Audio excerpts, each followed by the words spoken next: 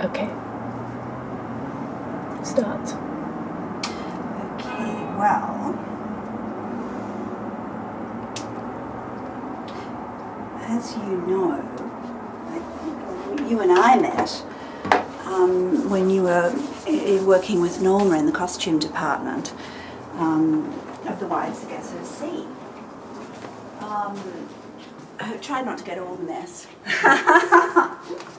In fact, we shot, when we did reshoots of The Mad Woman in the Attic, you know, the Jane Eyre bit at the end, we used this staircase and with Alice from behind in Antoinette's wig and the dress, and starting the fire as she came up the stairs.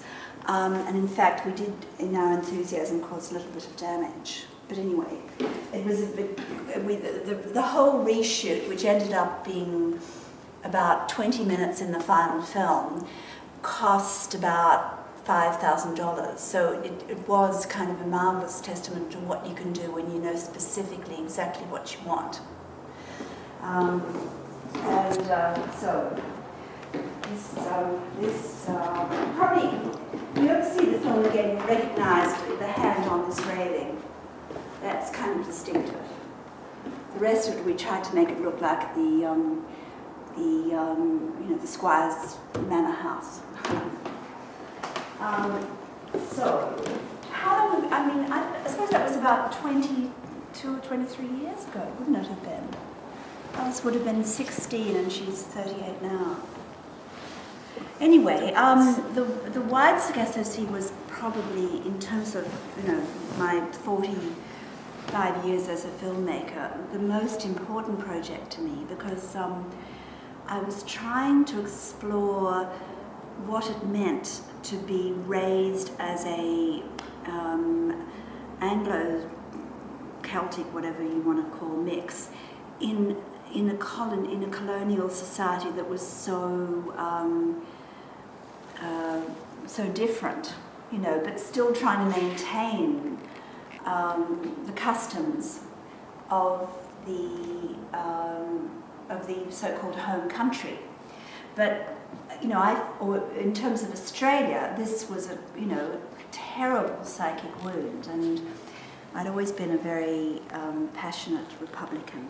I mean, that is decolonisation, person against, I thought we didn't need a queen on the other side of the world. We needed our own identity, our own nation. So that was my reason for making the Ghisays. And it was the novel set in Dominica, but Jamaica worked because it was also an English colony, and the film could function. I mean, we couldn't go to Dominica because we couldn't do our rushes. We couldn't, we couldn't get actors in and out easily. It just wouldn't work on our budget. So Jamaica, I had no idea of it when I went there. It was actually I did have an idea. I had Errol Flynn, Peter Finch, Noel Coward, that glamorous era. Gin and tonics and a lot of sex and whatever. And I think it hasn't changed since then. I think for that small percentage of people on the island, they're still living the life of Flynn, and that's not what interests me about Jamaica. I mean, I remember the last time I saw Perry Hensel, he came here, he knew he was dying, and he came here for lunch, and he said that he was quite looking forward to passing over because he'd be able to hang out with his peers, people like Napoleon and Wellington, people he could have a proper conversation with, because people in Jamaica didn't really listen to him properly. So he was looking forward to that. And I thought that was a wonderful idea of heaven, being able to hang out with anyone you like because you're their peer, But he also said that it was a marvellous thing that Chris Blackwell had recently had his son baptised in Kingston, because it was Blanche, his mum, who started it all. That is, having open relations with the black community. And I said quite dryly, "Oh, you mean like Ava Gardner in Night of the Iguana?" And he was already rather dreamy, he didn't get that reference, he just continued about what a good thing it was. And I'm sure it is, but I think that what is interesting to me about Jamaica are people like Trevor Rohn and all the theatre people and the black playwrights and things that I met there that have been so, there's such a culture around the University of the West Indies in Kingston. In fact, when Derek Walcott won the Nobel Prize, the first thing he did was thank the University of the West Indies in Kingston for teaching him that English could be his own tongue and he could use it to speak the way he wanted to speak, that it was an elastic thing that he could make his own.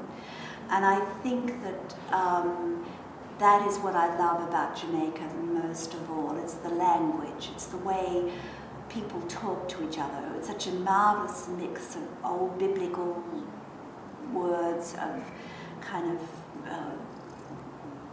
sort of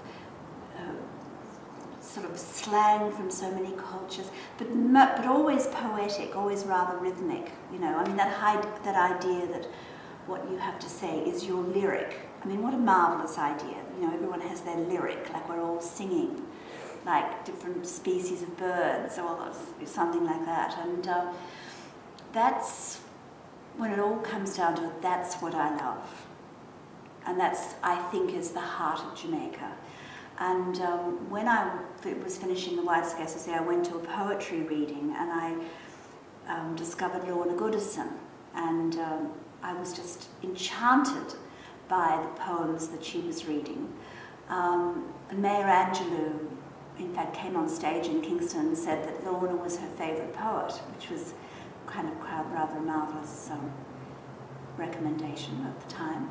But anyway, I suggested to her that she should write a screenplay for me based on the female history of her family.